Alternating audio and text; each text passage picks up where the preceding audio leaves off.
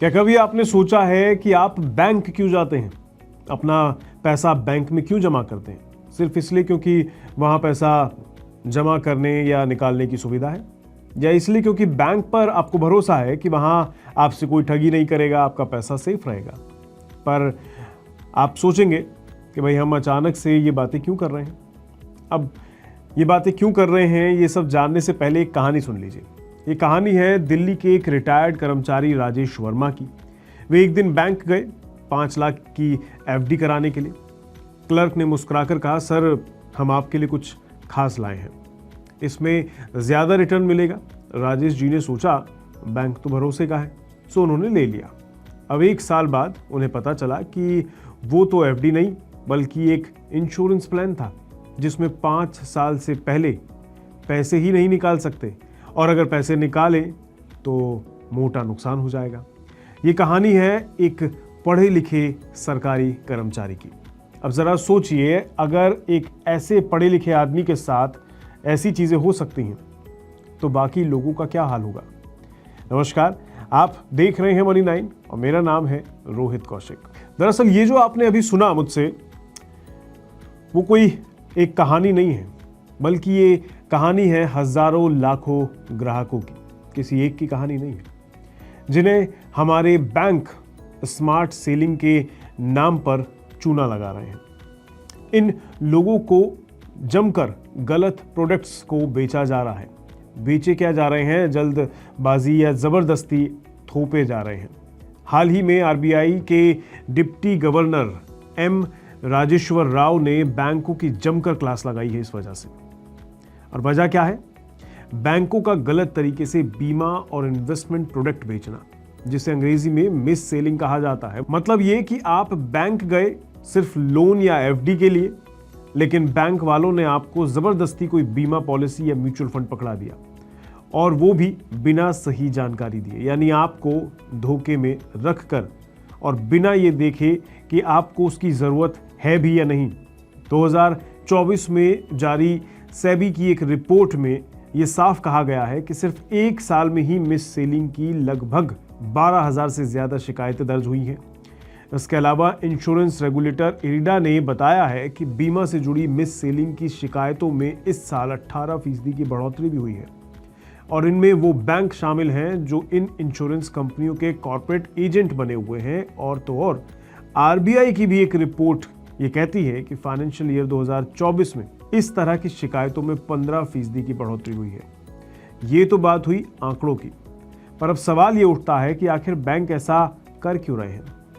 क्रिसल की एक रिपोर्ट बताती है कि प्राइवेट बैंकों की करीब 20% कमाई अब इंश्योरेंस और इन्वेस्टमेंट जैसी नॉन इंटरेस्ट वाली इनकम से हो रही है।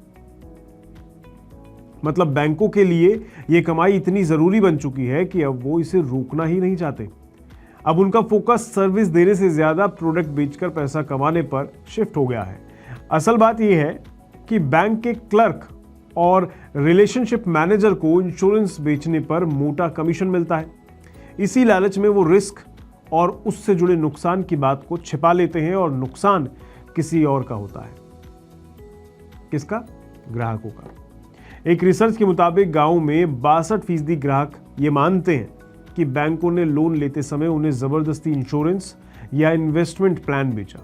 इसमें से कई लोगों को इस इंश्योरेंस की कोई जरूरत ही नहीं थी, फिर भी उन्हें अपनी गाड़ी कमाई ऐसी जगह लगानी पड़ी जहां शायद उन्हें नहीं लगाना था। यानी देश के कई बैंक, खासतौर पर पब्लिक सेक्टर के जो बैंक हैं, लोगों को इंश्योरेंस या इन्वेस्टमेंट प्लान ऐसे बेच रहे हैं जैसे सब्जी वाला मूली भिंडी बेचता हो। ग्राहक की जरूरत क्या है, उनकी समझ क्या है, इसकी कोई बात ही नहीं कर रहा। बस इनका टारगेट पूरा होना चाहिए। आसान शब्दों में कहें तो बैंक अब ग्राहक की जरूरत नहीं, अपनी कमाई सोच रहा है। सरकार और आरबीआई अब इस पर लगाम कसने जा रही है, लेकिन जब तक बैंक अपने इस सेल्स कल्चर को नहीं बदलते, ग्राहक ऐसे ही ठगे जाते रहेंगे। अभी कुछ महीने पहले ही वित्त मंत्री निर्मला सीतारमण ने इसी पर साफ शब्दों में बैंकों को क्या कुछ कहा है, आइए देखते हैं। The one important point is banks should serve as vital pillar of trust building with the public. I've said this in the morning as well. I think it is important. to increase this.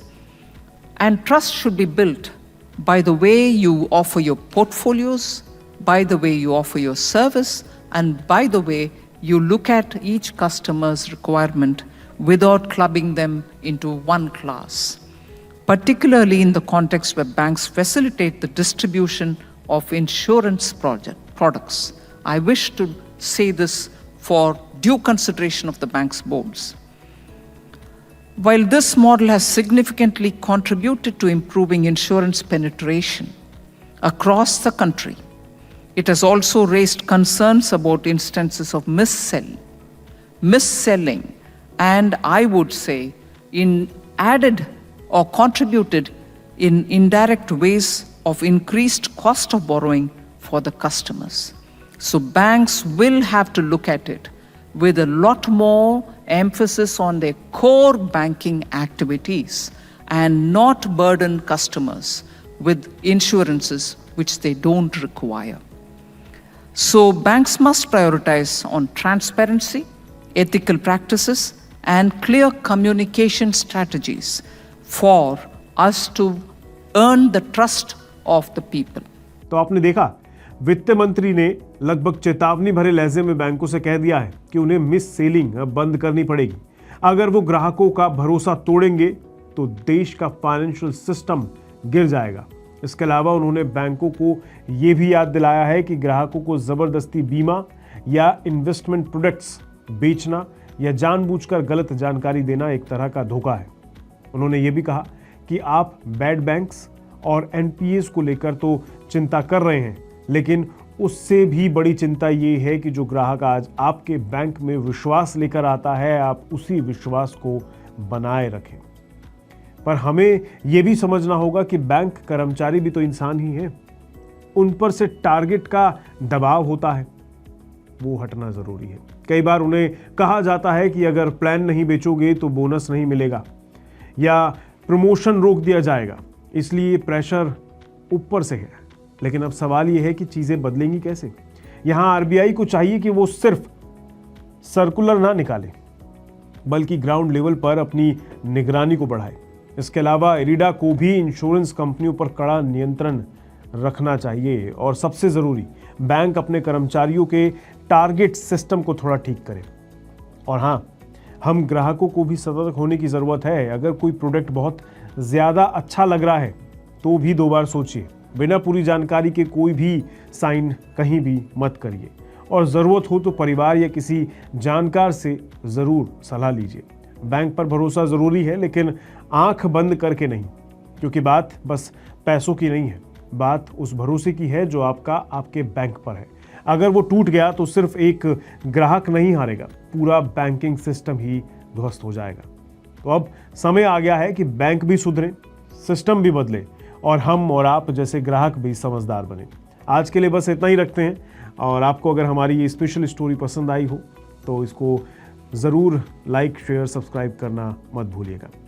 Personal finance और business से जुड़ी ऐसी तमाम जानकारियों के लिए हमारे channel को सब्सक्राइब ज़रूर करें और देखते रहिए मनी 9। मुझे दीजिए इजाज़त, नमस्कार। मनी 9 लाया है मेंबरशिप प्रोग्राम मनी 9 प्राइम।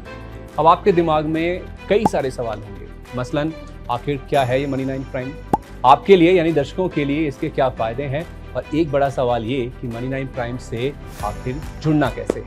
तो इसकी पूरी जानकारी हम आपको देने जा रहे हैं। मनी 9 प्राइम में 3 प्लान होंगे, इकोनॉमी, स्टैंडर्ड और वीआईपी।